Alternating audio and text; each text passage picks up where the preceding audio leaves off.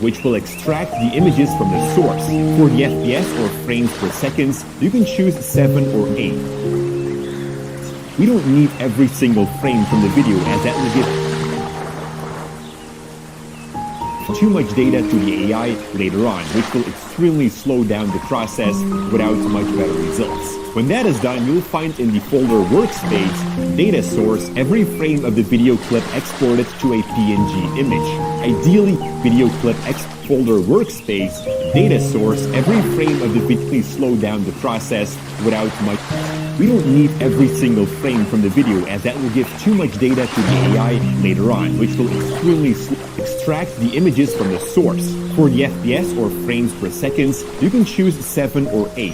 We don't need every single frame from the video as that will give too much data to the AI later on, which will extremely slow down the process without much better.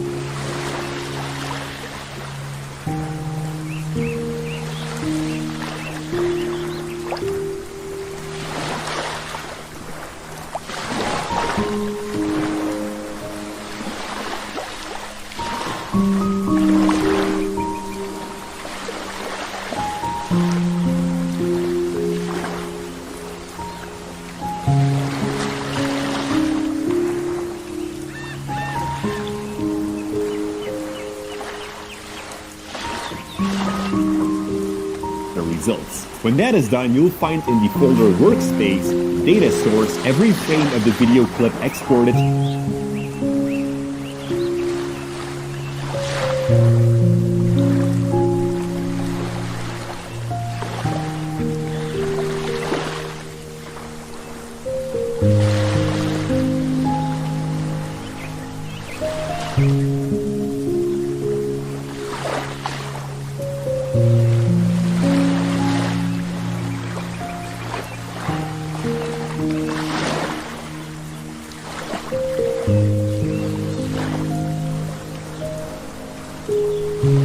To a PNG image. Ideally, you want to end up around 5,000 images in here. Now, basically, you could also export out of Premiere Pro or whatever to an image sequence. But if you do, also export to that frame rate of around 7 or 8. The next step is exactly the same, but now for the destination video. So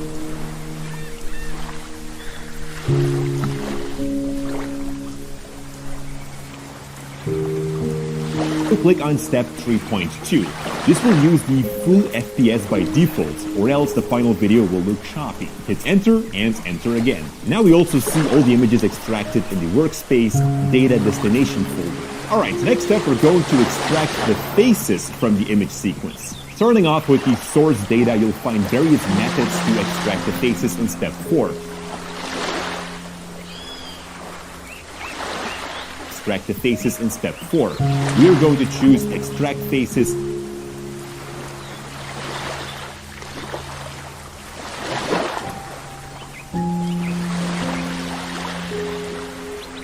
S3FD best GPU. Now I'm not going to dive into every single detail and what the differences are between all the methods, as I'd like to keep this tutorial short and to the point, but I'll leave a link below to every single detail. This is S3FD best GPU. Now I'm not going to dive into every single detail and what the differences are between all the methods, as I'd like to keep this tutorial short and to the point, but I'll leave a link below to where it's written all out in detail if you would like to learn more about it. So when that is done, we're going to do the same thing for the destination and choose number 5. Data destination extract faces, S3FD best GPU. Alright, all the faces have been extracted and can be found back in the workspace. So when that is done, we're going to do the same thing for the destination and choose number 5. Data destination extract faces, S3FD best GPU. Alright, all the faces have been extracted and can be found back in the workspace data source aligned. But the same goes for the map data destination. What you want to do now is manually clean up the extracted faces. Look for blurred faces, things that are in the face, an upside down face, etc. Try to only keep the cleanest faces, which are going to give the best results. Now, if you're working with thousands of images in here, it could take a while. So under step 4 and step 5, you'll find various commands to sort your destination images. Alright, all the preparations have been done. We can now start with the training, or in other words, the artificial intelligence, because that sounds way cooler. Under step 6, we can find various training methods. Now, these use different techniques, and unfortunately there's not one which is the best. It all depends. Deep faking is all about trial and error. And one of the differences is the need of computer resources, mostly video memory. We are going to work with SAE, which gives great results, but if you don't want to wait for weeks for the process to complete, it is best that your computer has some good hardware. So maybe the MSI P100 is something for you. It features a beast of a GPU up to the NVIDIA RTX 2080 Ti, which is perfect.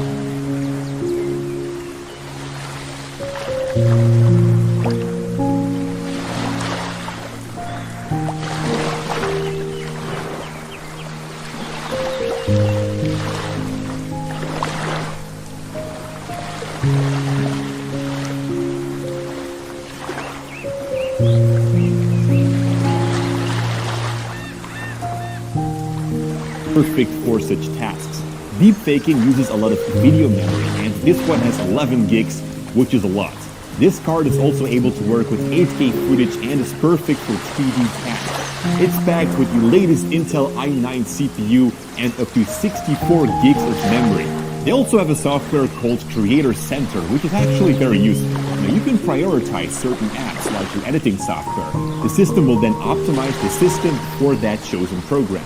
But more information about all the specs and all, you can click the first link in the description below. Oh yeah, one more thing that you guys might be wondering is how the cooling system is, because nice design doesn't always mean good cooling. Now, I'm not a specialist on this, but what I can say is that we had the computer running the very intense deepfake software for more than 10 days straight. The system was super stable and did not overheat. So yeah, it's awesome. They call it the Silent Pro cooling system. It basically comes down to that the hottest components have their own airflow in separate chambers. Alright, back to the deepfaking now.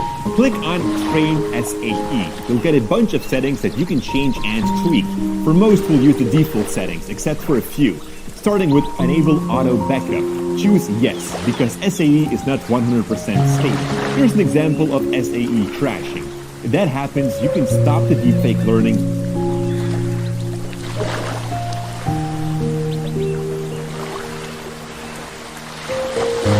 Restore your backup and start again. Moving on to the batch size. The larger this number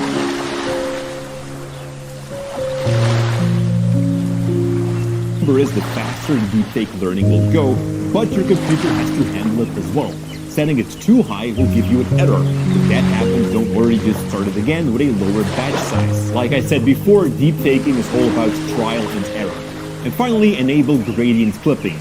Select Yes. This will eliminate crashes and guarantees a more stable process. And that's it! The AI is now learning how your face works and how it can match that to the destination face. Right here you can find the iterations. Ideally, you want to have at least 150,000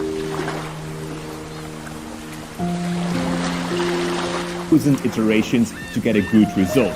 Basically, the longer you let the software run, the better the AI can study your face and the better the results will be. So yeah, do expect your machine to run for several days now. 3 days later. When you think it's done, simply press the return key. Alright, we're almost there guys, we're getting to the end of the list. And all of the data has been generated.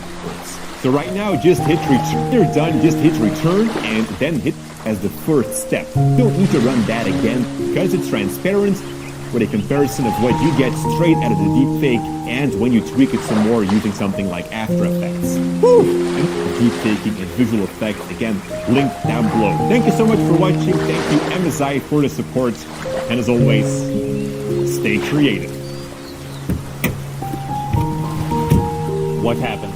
I think it's Film Riot. Sorry.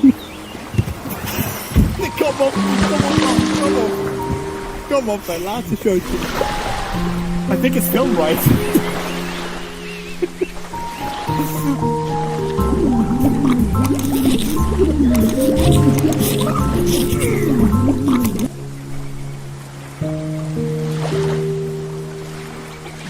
Hey guys, Steve from Unexplored Films here, and today we are going to try and add me into some of our favourite movies, just like Quentin Tarantino did with Rick Dalton, Leonardo DiCaprio's character in Once Upon a Time in Hollywood. In front of a green screen over the top of this. Now this effect is somewhat similar to what they did in Forrest Gump, it just sounded really was to try and find some done. And I also selected an Andonius next to each other where I could raising one of the actors and to create a composite of a content-aware film, just leave a blank space. In Photoshop tool to copy and paste, I can create a null object as my focal point. Should be able to 20 days. Right. Oh, you'll still be here when I get out. Cooler. 007. Feel anything?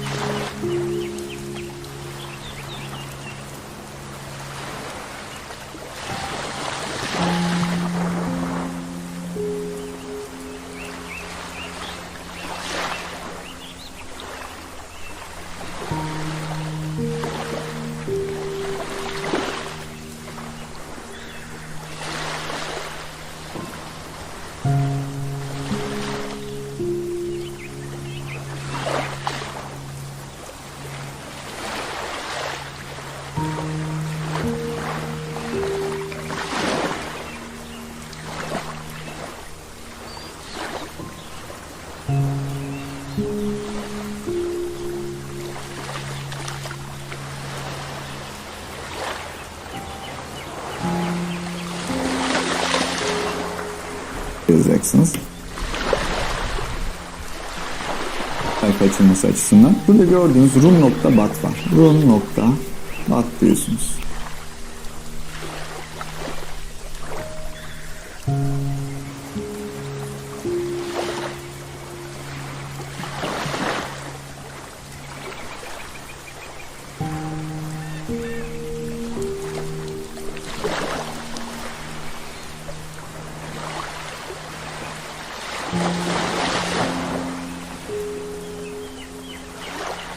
Burada yine bir kısım gözük. Orada 0 yazacaksınız. Enter diyeceksiniz. Şimdi bu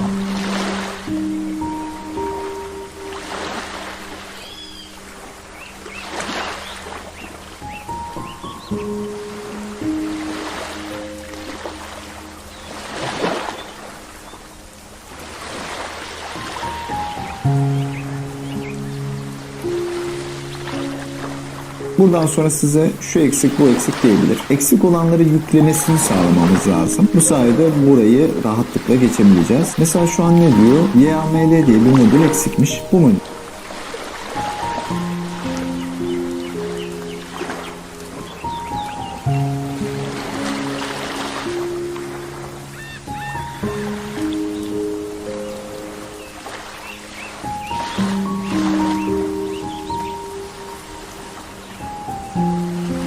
Yüklememiz gerekiyor. Bu modül içinde kodumuz şu. Yani ne eksik derse onu yükleyebileceğimiz kodumuz şu. Pip boşluk install boşluk ne eksikse mesela üstte YAML yazıyor bakın.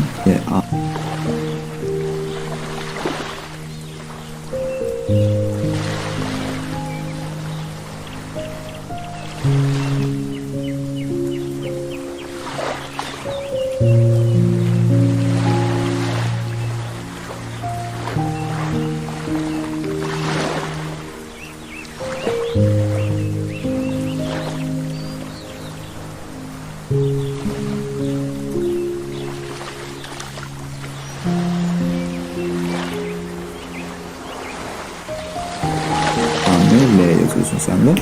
Enterliyorsun. Bak hata verdi. YAML'deymiş mesela.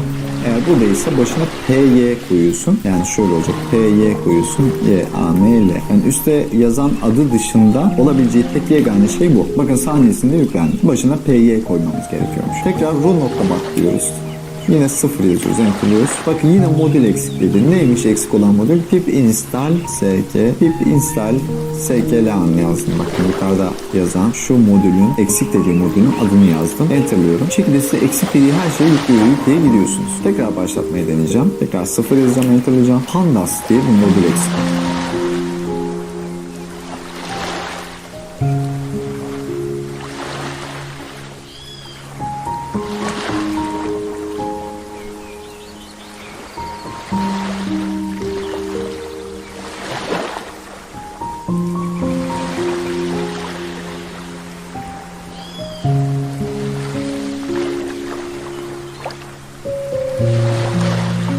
Bu sefer. Bunu böyle birkaç defa tekrar etmemiz gerekiyor.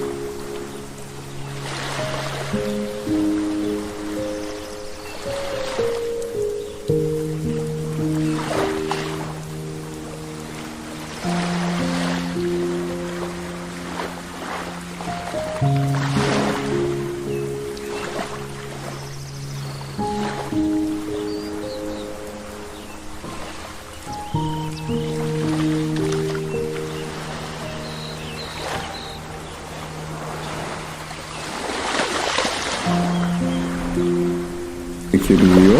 Eksik olan modüllerin hepsini yüklüyoruz. Ondan sonra sorunsuz bir şekilde açılıyor. Tamam, çalış. Her 1.23 saniyede yeni bir kullanıcının Wix.com'a gidip web sitesi kurduğunu biliyor muydun? Bu günde 70.000 kişinin Wix'te site kurması demek. Sen de işini internette büyütmek istiyorsan ilk adım Wix.com'a git. İster sıfırdan başla, İşte işimizin verdiğim. Zaten yüklememiz gereken birkaç tane modül vardı. Onları da yükledik. Şimdi beni şurada kamerada net bir şekilde görüyorsunuz. Burada birkaç tane komut var. Şunu biraz şöyle büyüteceğim. Bilgisayar oyunu.